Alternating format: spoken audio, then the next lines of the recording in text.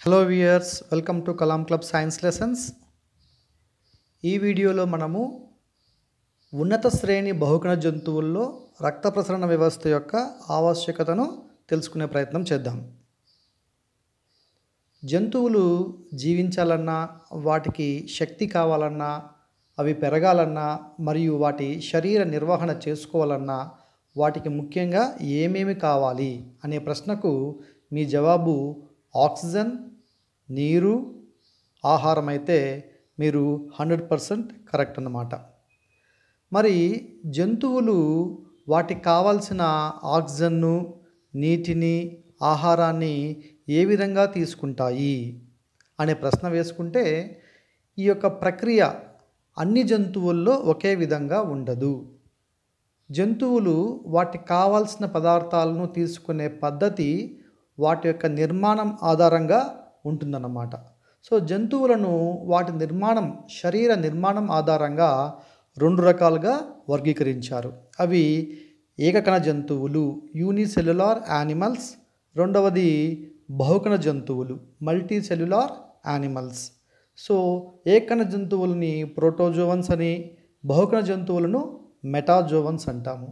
ఏకకణ జంతువుల యొక్క శరీరము కేవలము ఒక కణం చేత నిర్మించబడి ఉంటుంది.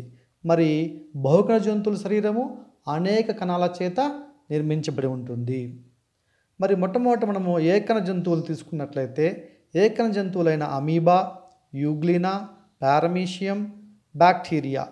ఈ జంతువులలో వాటికి కావలసిన ఆక్సిజన్ను, నీటిని, ఆహారాన్ని అవి వ్యాపనము లేదా ద్రవాభిసరణ అనే ప్రక్రియ ద్వారా తీసుకుంటాయన్నమాట.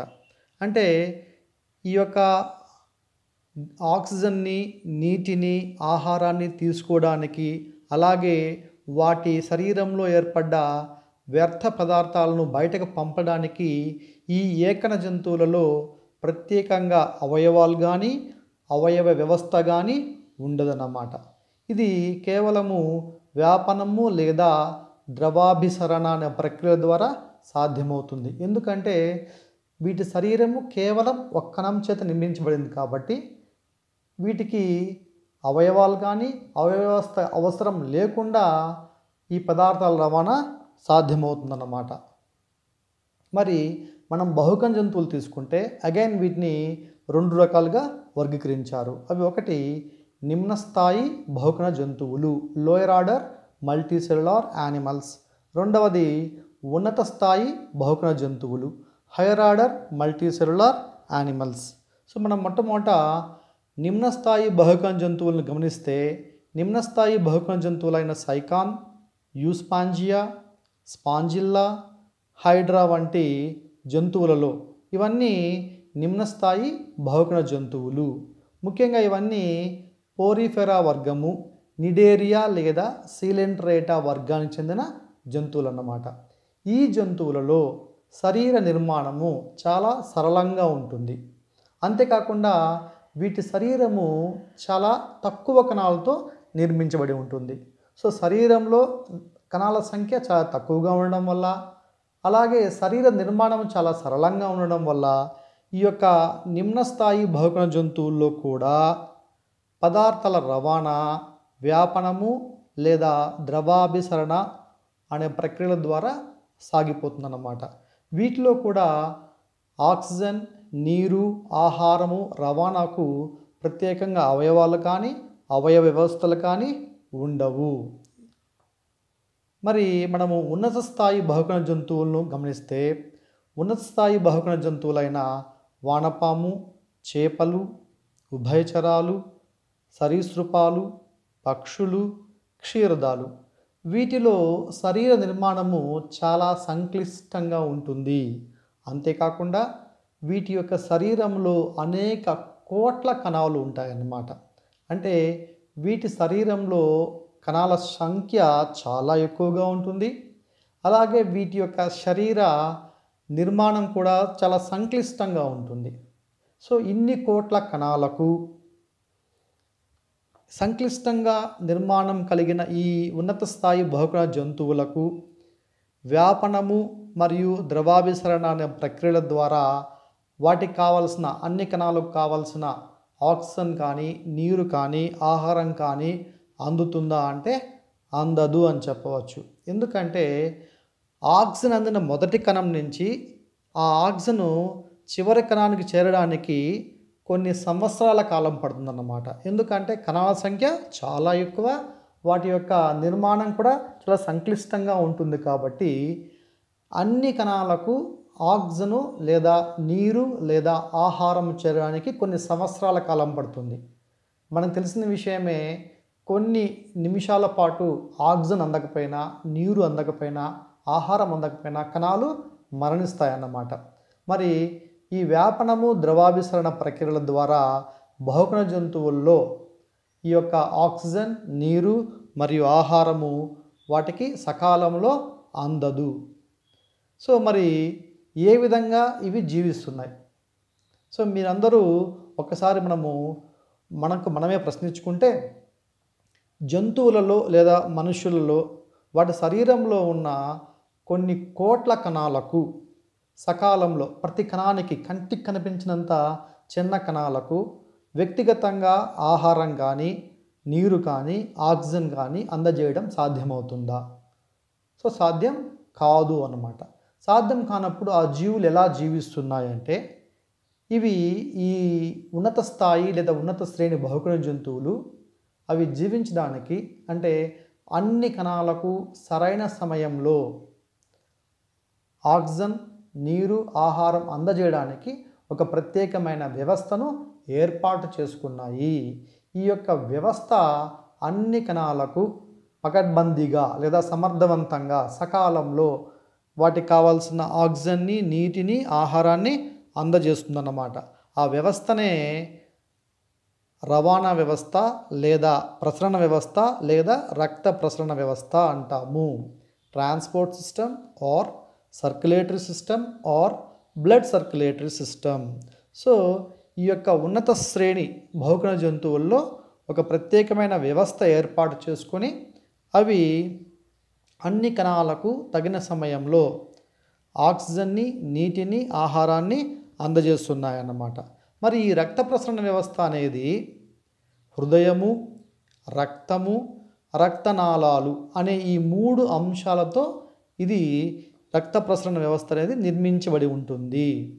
సో కొన్ని జంతువులలో రక్తనాళాలు ఉండవు, వాటి స్థానంలో రక్త కోటరాలు, బ్లడ్ సైనసెస్ ఉంటాయన్నమాట. సో ఉన్నత శ్రేణి బహుకణ జంతువులు ఏం చేశాయంటే, హృదయము, రక్తము, రక్తనాళాలతో కూడిన ఒక రక్త ప్రసరణ వ్యవస్థను అభివృద్ధి చేసుకొని అన్ని కణాలకు పగడ్బందీగా తగిన సకాలంలో వాటికి కావాల్సిన పదార్థాలను చేరవేస్తున్నాయన్నమాట. ఆ విషయాలు మనము మరింత సవివరంగా తెలుసుకునే ప్రయత్నం చేద్దాం. సో మనుషులు కానీ జంతువులు కానీ వాటికి కావాల్సిన ఆక్సిజన్ను ఎక్కడికి తీసుకుంటున్నారన్న ప్రశ్నకు మీ జవాబు ఊపిరితిత్తులు లేదా శ్వాస వ్యవస్థ అయితే మీరు కరెక్ట్గా చెప్పారన్నమాట.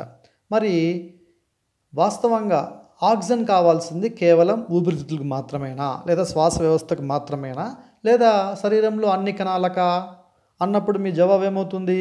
అన్ని కణాలకు అని చెప్తారు. కానీ మనం ఏం చేస్తున్నాము? ఆక్సిజన్ను కేవలం ఊపిరితిత్తుల్లోకి తీసుకుంటున్నాం.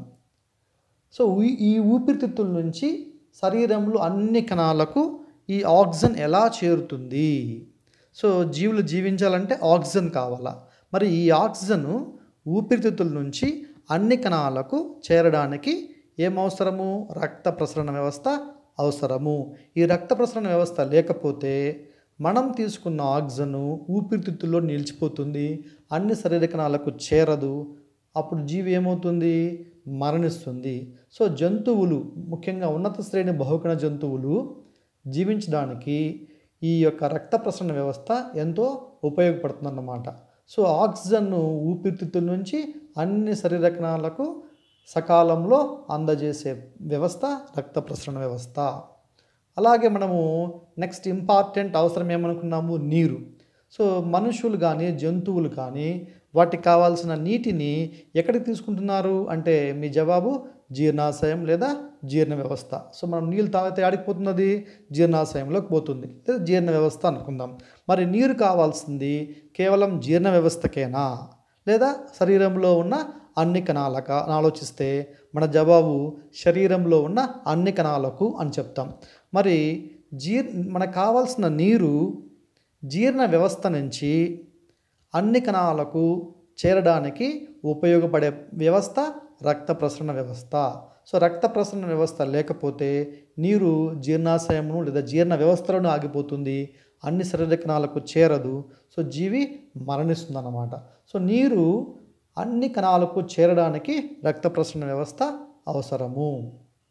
నెక్స్ట్ మూడవ ముఖ్యమైన అవసరం ఏమంటే ఆహారం. మరి మనుషులు వారికి కావాల్సిన ఆహారాన్ని ఎక్కడ తీసుకుంటున్నారు? మీ జవాబు జీర్ణాశయం లేదా జీర్ణ వ్యవస్థ. మరి ఈ జీర్ణాశయంకి జీర్ణ వ్యవస్థకు మాత్రమే ఆహారం అవసరమా, అన్ని శరీర కణాలకు అవసరమని ఆలోచిస్తే మీ జవాబు ఏమవుతుంది? అన్ని శరీర కణాలకు అవసరము అంటారు. మరి మనకు కావాల్సిన ఆహారము జీర్ణ వ్యవస్థ నుంచి అన్ని శరీర కణాలకు చేరాలంటే రక్త ప్రసరణ వ్యవస్థ అవసరము. సో చూడండి, నీరు జీర్ణ వ్యవస్థ నుంచి అన్ని కణాలకు చేరాలన్నా రక్త ప్రసరణ వ్యవస్థ అవసరం. ఆహారం జీర్ణ వ్యవస్థ నుంచి అన్ని కణాలకు చేరాలన్నా రక్త ప్రసరణ వ్యవస్థ అవసరము. అలాగే ఆక్సిజన్ శ్వాస వ్యవస్థ నుంచి అన్ని కణాలకు చేరాలన్నా రక్త ప్రసరణ వ్యవస్థ అవసరము. ఈ చిత్రంలో మీకు కొన్ని నిర్మాణాలు కనబడుతున్నాయి. దీన్ని చూస్తాను మీకు ఏం గుర్తొస్తుంది? మీ జవాబు అంతఃస్రావి వ్యవస్థ అయితే రైట్ అన్నమాట. మనకి ఇక్కడ తలలో పిట్యూటరీ గ్రంథి, పినియల్ గ్రంథి, అలాగే గొంతు దగ్గర థైరాయిడ్ గ్రంథి లేదా అవటు గ్రంథి, అలాగే ఉరహ కుహరంలో మనకు థైమస్ గ్రంథి, అలాగే ఉదర కుహరంలో అధివృక్కు గ్రంథులు క్లోమము కనబడుతున్నాయి. అలాగే ఉదర కుహరం దిగువన పురుషుల్లో అయితే ముష్కాలు, స్త్రీల్లో అయితే స్త్రీ బీజకోశాలు కనబడుతున్నాయి. వీటన్నిటిని కలిపి ఏమంటామంటే అంతఃస్రావి వ్యవస్థ అంటాం. సో అంతఃస్రావి వ్యవస్థలో ఏమున్నాయి? అంతఃస్రావి గ్రంథులు, ఎండోక్రైన్ గ్లాండ్స్ లేదా వినాల గ్రంథులు లేదా డక్ట్లెస్ గ్లాండ్స్ అంటాం. మరి ఈ అంతఃస్రావి గ్రంథులు ఏం చేస్తాయి అంటే ఇవి హార్మోన్లను స్రవిస్తాయి. మరి ఈ హార్మోన్లు వేటిపైన పనిచేస్తాయి అంటే ప్రభావకాంగాలపైన పనిచేస్తాయి అన్నమాట. సో ఇక్కడ అంతఃస్రావి గ్రంథులు విడుదల చేసే హార్మోనులు వేటిపైన పనిచేస్తాయి? ప్రభావకాంగాలపైన పనిచేస్తాయి అన్నమాట. సో ఈ హార్మోన్లు శరీరంలో వివిధ జీవక్రియలను సమన్వయపరుస్తాయి అన్నమాట. సో ఉదాహరణకు తల భాగములో ఉన్న పీయూష గ్రంథి విడుదల చేసే అడ్రినోకార్టికోట్రోఫిక్ హార్మోన్ ఏటీహెచ్ అంటాం, ఏసీటీహెచ్ అంటాం, అడ్రినోకార్టికోట్రోఫిక్ హార్మోన్.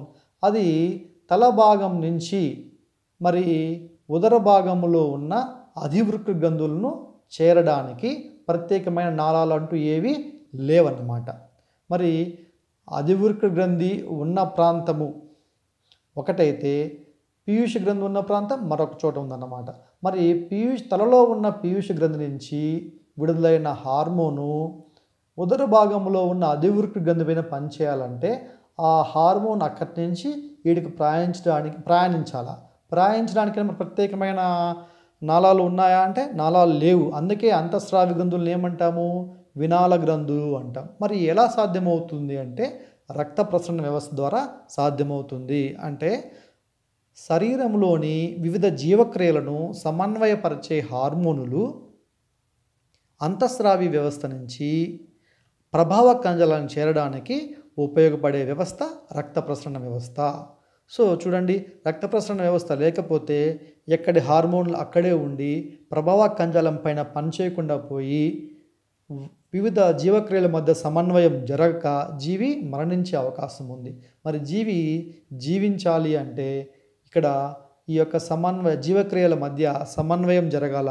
ఆ సమన్వయం జరగడానికి రక్త ప్రసరణ వ్యవస్థ అనేది ఎంతో సహాయపడుతుంది. నెక్స్ట్ వస్తే మనము జంతువులు లేదా మనుషులు తమకు కావాల్సిన ఆక్సిజన్ను మరియు నీటిని, ఆహారాన్ని ఉపయోగించుకునే ప్రస్థానంలో కొన్ని వ్యర్థ పదార్థాలు ఏర్పడడం సహజం. ఏ వ్యర్థ పదార్థాలు ఈ యొక్క జీవక్రియలు జరిగినప్పుడు విడుదలవుతాయి అంటే కార్బన్ డయాక్సైడ్, నత్రజని వ్యర్థాలు, అలాగే కొన్ని వ్యర్థ లవణాలు, carbon dioxide, nitrogenous waste and some salts అనేటివి ఈ యొక్క జీవక్రియల ఫలితంగా ఏర్పడతాయి అన్నమాట. ఇవి శరీరంలో వ్యర్థ పదార్థాలు అన్నాం కదా. కార్బన్ డయాక్సైడ్ మన శరీరంలో ఈ వాయువుతో ఉపయోగం ఉండదు. నత్రజని వ్యర్థాలు, వ్యర్థము అంటే మనకు ఉపయోగపడనివి, వీటిని శరీరంలో ఉంచుకుంటే అవి విషంగా మారి మన శరీరములో కణాలన్నీ చనిపోవడానికి ఆస్కారం ఉందన్నమాట. సో నత్రజని వ్యర్థాలు కానీ వ్యర్థ లవణాలు కానీ మనకు ఉపయోగపడిన కార్బన్ డయాక్సైడ్ని కానీ శరీరం నుంచి బయటకి పంపాలా? ఎలా పంపుతాయో చూద్దాం మరి. సో మరి జంతువులు వాటికి అవసరం లేని ఈ కార్బన్ డయాక్సైడ్ వాయువుని, నత్రజని వ్యర్థాలను, వ్యర్థ లవణాలను ఏ విధంగా బయటకు పంపుతాయి? ఇవి ఎక్కడ తయారవుతాయి? అన్ని కణాలలో తయారవుతాయి అన్నమాట. సో అన్ని శరీర కణాలలో తయారయ్యే కార్బన్ డయాక్సైడు దాన్ని బయటికి పంపించే వ్యవస్థ ఏది? శ్వాస వ్యవస్థ. ఆ శ్వాస వ్యవస్థకు చేర్చే వ్యవస్థ ఏది అంటే రక్త ప్రసరణ వ్యవస్థ. సో రక్త ప్రసరణ వ్యవస్థ ఏం చేస్తుందిరా అంటే అన్ని శరీర కణాల్లో తయారయ్యే కార్బన్ డయాక్సైడ్ని సేకరించి దాన్ని బయటికి పంపించే శ్వాస వ్యవస్థకు అందజేస్తుంది. శ్వాస వ్యవస్థ ఆ కార్బన్ డయాక్సైడ్ని బయటికి పంపిస్తుంది అన్నమాట. నెక్స్ట్, అన్ని శరీర కణాలలో జీవక్రియల ఫలితంగా ఏర్పడే నత్రజని వ్యర్థాలను బయటికి పంపించేది విసర్జక వ్యవస్థ. మరి అన్ని శరీర కణాల నుంచి ఈ యొక్క నత్రజని వ్యర్థాలను విసర్జక వ్యవస్థకు చేరవేయడానికి ఉపయోగపడే వ్యవస్థనే రక్త ప్రసరణ వ్యవస్థ. సో ఈ రక్త ప్రసరణ వ్యవస్థ ఏం చేస్తుందంటే అన్ని కణాలలో, అన్ని శరీర కణాలలో ఏర్పడే నత్రజని వ్యర్థాలను సేకరించి, ముఖ్యంగా మానవుల్లో అయితే యూరియా సేకరించి వాటిని విసర్జక వ్యవస్థకు అందజేస్తే విసర్జక వ్యవస్థ వాటిని బయటికి పంపిస్తుందన్నమాట. ఇక శరీరంలో కొన్ని వ్యర్థ లవణాలు కూడా ఏర్పడతాయి. ఈ వ్యర్థ లవణాలను బయటికి పంపించే మరొక అనుబంధ విసర్జక వ్యవస్థ చర్మం అన్నమాట. మరి అన్ని శరీర కణాల నుంచి ఈ యొక్క వ్యర్థ లవణాలను సేకరించి చర్మానికి, ఇతర విసర్జక వ్యవస్థలకు, అనుబంధ విసర్జక వ్యవస్థలకు చేర్చే వ్యవస్థ రక్త ప్రసరణ వ్యవస్థ. సో దీన్ని బట్టి మీ అందరికీ అర్థమైంటుంది. సో రవాణా వ్యవస్థ లేదా ప్రసరణ వ్యవస్థ లేదా రక్త ప్రసరణ వ్యవస్థ యొక్క ప్రాముఖ్యత ఏమ్రా అంటే జంతువులకు కావాల్సిన ఆక్సిజన్ను శ్వాస వ్యవస్థ నుంచి అన్ని కణాలకు చేరుస్తాయి. అలాగే జంతువులకు కావాల్సిన నీటిని జీర్ణ వ్యవస్థ నుంచి అన్ని కణాలకు చేరుస్తుంది. అలాగే జంతువులకు కావాల్సిన అన్ని కణాలకు కావాల్సిన ఆహారాన్ని జీర్ణ వ్యవస్థ నుంచి రవాణా వ్యవస్థ ఆ అన్ని కణాలకు చేరుస్తుంది. అలాగే అంతఃస్రావి వ్యవస్థ నుంచి విడుదలయ్యే హార్మోన్లను ప్రభావ కణాలకు రవాణా వ్యవస్థ చేరవేస్తుందన్నమాట. ఇంతేకాకుండా అన్ని కణాల్లో ఏర్పడిన నిరుపయోగ కార్బన్ డయాక్సైడ్ వాయువును కూడా శరీరం బయటికి పంపించే శ్వాస వ్యవస్థకు చేరవేసేది రవాణా వ్యవస్థ.